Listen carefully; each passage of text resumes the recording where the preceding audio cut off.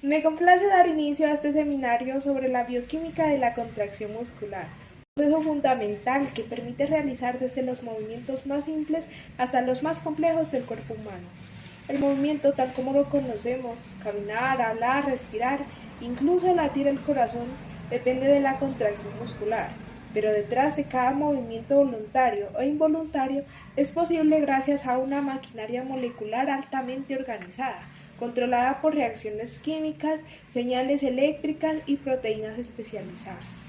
Entender esta maquinaria desde la bioquímica nos permite responder preguntas clave como ¿qué moléculas permiten que un músculo se contraiga? O también cómo se transforma energía química en el trabajo mecánico.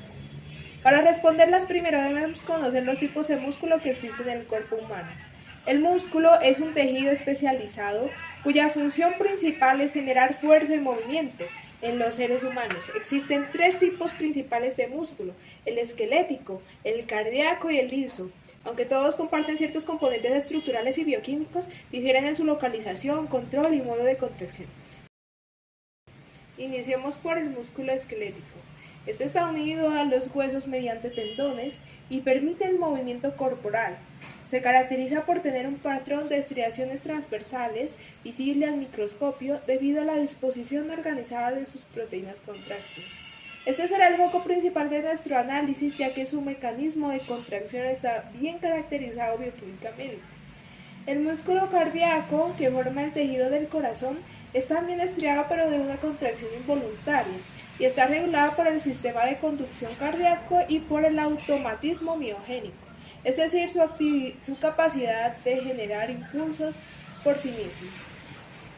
Finalmente, el músculo liso, localizado en paredes de órganos internos como el intestino, útero y vasos sanguíneos, carece de estriaciones visibles y tiene un mecanismo de contracción distinto, más lento y sostenido, regulado en gran parte por señales hormonales y autonómicas. Dicho esto, centrémonos en el músculo esquelético, cuya unidad funcional de la contracción muscular es el sarcómero. Este se organiza dentro de estructuras denominadas miofibrillas, que son largas cadenas de sarcómeros en series dentro de la fibra muscular.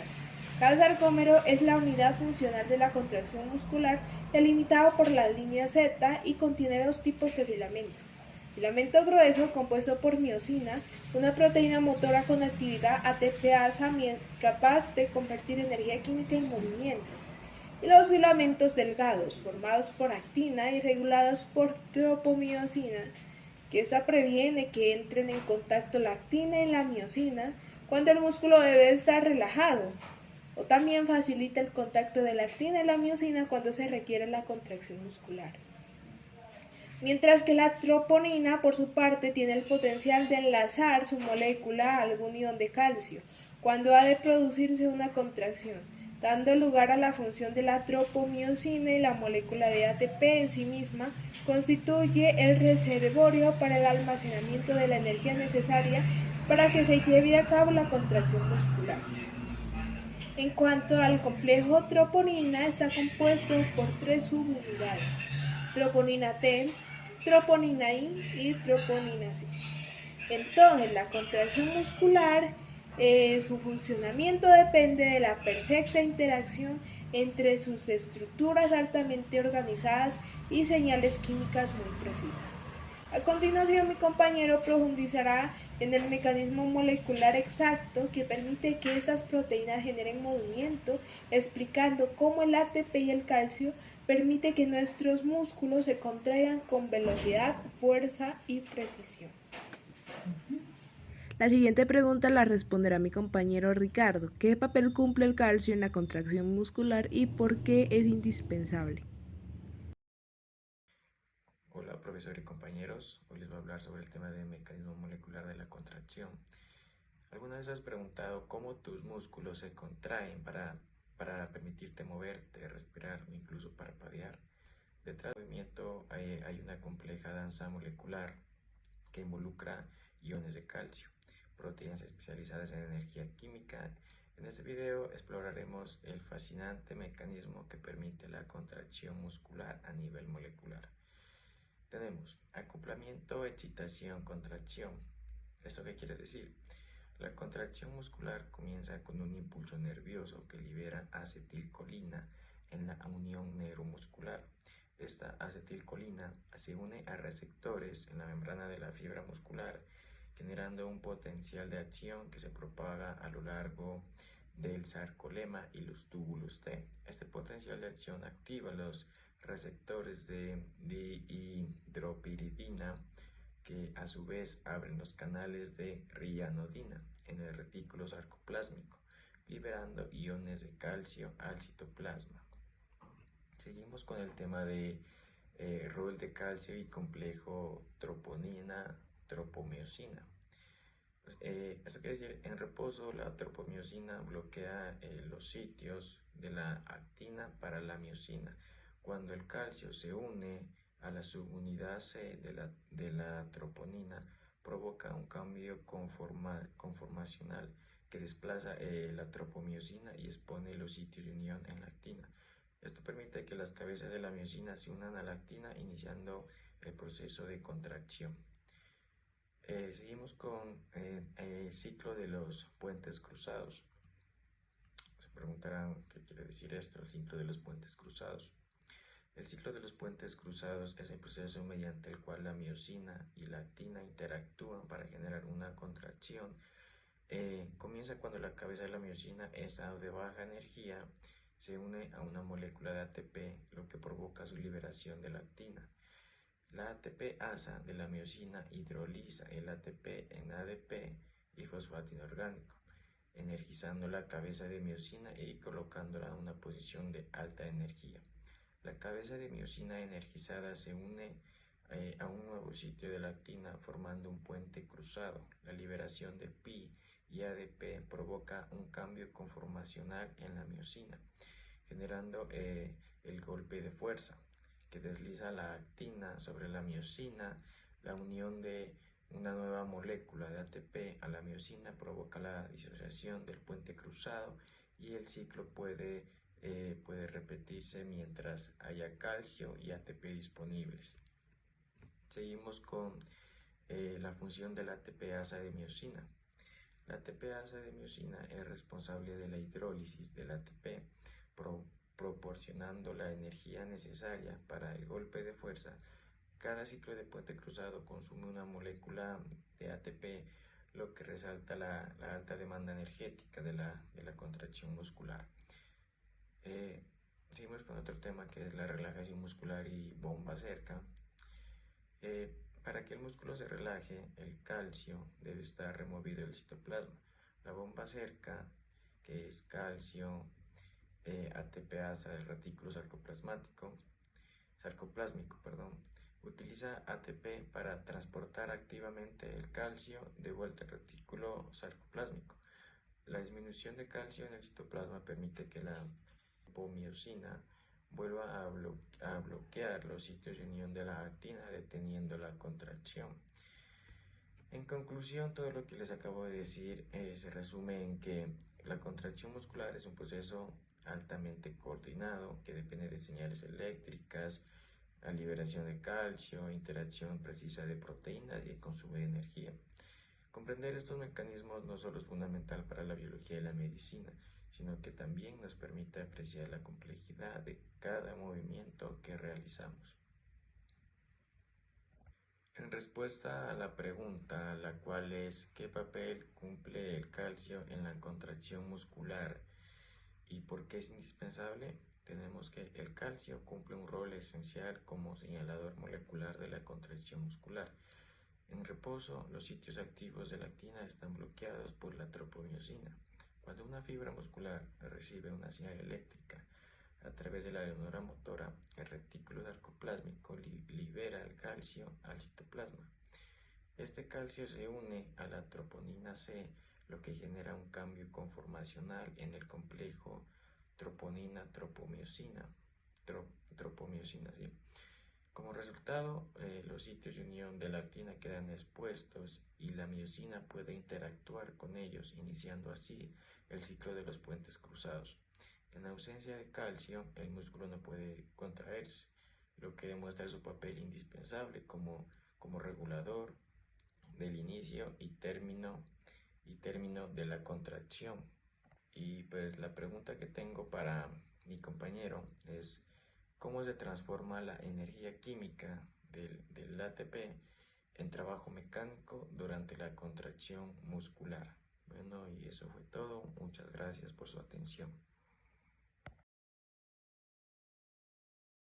De la bioquímica de la contracción muscular. En este caso me corresponde la parte del metabolismo energético. Estas van a ser las temáticas que voy a presentar en las diapositivas. Tenemos las fuentes de energía para la contracción muscular. Aquí tenemos el ATP inmediato. Entonces, este ATP es la fuente directa de energía para la contracción muscular. El músculo almacena una cantidad muy limitada de ATP libre, suficiente solo para 2 o 3 segundos de la contracción. Este ATP se usa en los primeros instantes de un movimiento, como por ejemplo el inicio de un sprint. Este ATP debe regenerarse rápidamente por otras vías para que la contracción continúe. Dato muy importante, este ATP inmediato es muy limitado. Las fibras musculares solo almacenan una pequeña cantidad de este ATP, suficientemente para unos pocos segundos de actividad intensa, como ya lo mencionaba. Aquí tenemos pues el mecanismo, cómo funciona este ATP junto a la actina y la miosina en la contracción muscular dentro del sarcómero, que pues bueno, a estas alturas del curso, yo creo que ya deberíamos saber a qué me estoy refiriendo. De igual manera, las gráficas todas están tomadas de páginas o revistas conocidas y las podemos encontrar en la bibliografía para poder profundizar mucho más así con todas las otras gráficas.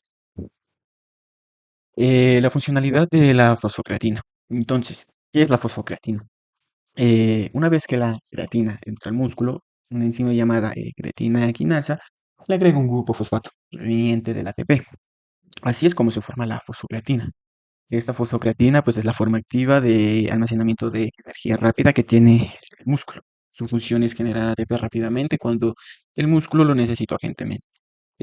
Al igual que las anteriores imágenes esquemas, las podemos encontrar en la bibliografía para poder profundizar mucho más en el mecanismo. Por obvias razones, el tiempo no nos da para abordar estos mecanismos a profundidad. Entonces pasamos eh, la siguiente diapositiva, que es la importancia de la glicólisis anaerobia y la fosforilación oxidativa. Estos mecanismos, estos procesos, vías, no, pues, en este contexto no son muy importantes de explicar porque siento que ya lo hemos abordado demasiado. Solo nos queda recalcar que la glucólisis anaerobia y la fosforilación oxidativa no solo generan energía, sino que sostienen la contracción muscular en el tiempo, permitiendo que podamos movernos, hacer ejercicio o incluso simplemente mantener la postura. Y esto es muy importante. Pensamos que con mantener la postura no estamos gastando energía, pero sí, muchachos. Seguimos con el rol de la glucosa, glucógeno y los lípidos. Entonces, el glucógeno muscular es la reserva inmediata de glucosa almacenada dentro de la fibra muscular. Cuando la contracción muscular se prolonga, especialmente si es intensa, las fibras degradan este glucógeno de glucosa mediante pues, la glucogenólisis. Listo, ahora pasamos a la glucosa sanguínea, que es la que tenemos aquí, en este lado. Vamos a observar aquí. Esta por su parte proviene del hígado y de los alimentos directamente. En ejercicios más largos o cuando se agota el glucógeno muscular, la célula muscular capta glucosa desde la sangre gracias a transportadores, que son activados por la insulina por el ejercicio sí mismo. Ahora, cuando la duración del esfuerzo se prolonga más allá de los 20-30 segundos, los lípidos se vuelven la fuente predominante, sí, de energía. Estos se oxidan en la mitocondria a través de la beta-oxidación y alimentan la fosforilación oxidativa, generando pues gran cantidad de ATP, aunque es más lento que los carbohidratos. También tenemos los esquemas que los podemos encontrar en la bibliografía para profundizar más. Ahora, pasamos a la relación entre la demanda y ATP, la fatiga muscular. ¿Qué pasa cuando se aumenta la demanda del ATP? Que esta es una pregunta muy importante. Tenemos 4 puntos importantes a abordar. Uno de ellos es el aumento del consumo de ATP. Segundo, la activación de mecanismos compensatorios. Como tercer punto, tenemos las consecuencias metabólicas y fisiológicas. Y el punto que realmente vamos a abordar y pues que considero más importante es que es realmente la fatiga muscular. Entonces, la fatiga muscular no se la puede considerar como solo cansancio, como muchas personas tenemos esa falsa idea, sino que es una respuesta bioquímica de protección ante una crisis energética. El cuerpo reduce su actividad muscular para evitar que se agoten completamente las reservas o se produzca un daño estructural. Entonces, en resumen, cuando el ATP no se puede regenerar o reponer al ritmo necesario, el músculo simplemente no puede seguir funcionando igual. Aquí tenemos una gráfica que muestra cuando el músculo está fatigado. Su respuesta al estímulo disminuye, usted genera una menos fuerza, más lentamente, y pues no se puede mantener por mucho tiempo. Esta pérdida del rendimiento es clave para entender cómo funciona el sistema muscular y cómo se agotan las reservas energéticas como el glucógeno. Estas gráficas también las encontramos en la bibliografía para profundizar mucho más. Ahora, terminamos con las temáticas abordadas correspondientes a mis diapositivas y vamos a pasar a responder la pregunta utilizada por mi otro compañero. ¿Cómo se forma la energía química del ATP en el trabajo mecánico durante la contracción muscular? Esto tiene algo que ver con lo que eh, ya expuse en la primera diapositiva. Eh, la contracción muscular ocurre gracias a una proteína llamada miosina, que tiene actividad de ATPasa, es decir, que puede romper moléculas de ATP para liberar la energía. Cuando esta miosina se encuentra unida al ATP, su afinidad por la actina es baja. Pero en cuanto se hidroliza el ATP en ADP más fósforo inorgánico, cambia de forma. Esta nueva conformación es de alta energía y activa la miosina. Entonces, una vez activada la cabeza de la miosina, se une a la actina. Y al liberar el fosfato y el ADP, este realiza el golpe de fuerza, overstroke, que es el verdadero movimiento mecánico. La miosina jala los filamentos de actina hacia el centro del sarcómero, lo que genera la contracción muscular. Este ciclo se repite constantemente mientras haya calcio y ATP disponible. Por eso decimos que el ATP no solo es una fuente de energía, sino también un regulador del ciclo de la unión y liberación entre actina y miosina. Entonces, este proceso completa el hilo que hemos venido siguiendo, desde cómo se produce el ATP con fosfocreatina, glucólisis y respiración celular, hasta cómo finalmente este ATP se usa para mover estos músculos. Es por eso que la demanda energética muscular y el metabolismo están íntimamente ligados, y cualquier déficit de ATP afecta directamente a la capacidad del músculo de contraerse de forma efectiva. Entonces, teniendo ya en cuenta todo esto y la temática abordada, mi formulación de la pregunta es, ¿por qué el músculo se fatiga si el ATP se regenera continuamente? Listo, muchas gracias. Esto es todo por la posición de hoy. ¿Por qué el músculo se fatiga si el ATP se regenera continuamente? Aunque el ATP se regenera mediante varias rutas metabólicas, la velocidad y eficiencia de regeneración pueden no ser suficientes durante actividad intensa o prolongada. Además, durante el ejercicio intenso aumenta la producción de ácido láctico que puede acidificar el entorno celular. Se acumulan productos como adenosín-fosfato y fosfato inorgánico que interfieren con el ciclo contráctil. Además, la disminución de la liberación de calcio desde el retículo sarcoplásmico también reduce la eficiencia contráctil.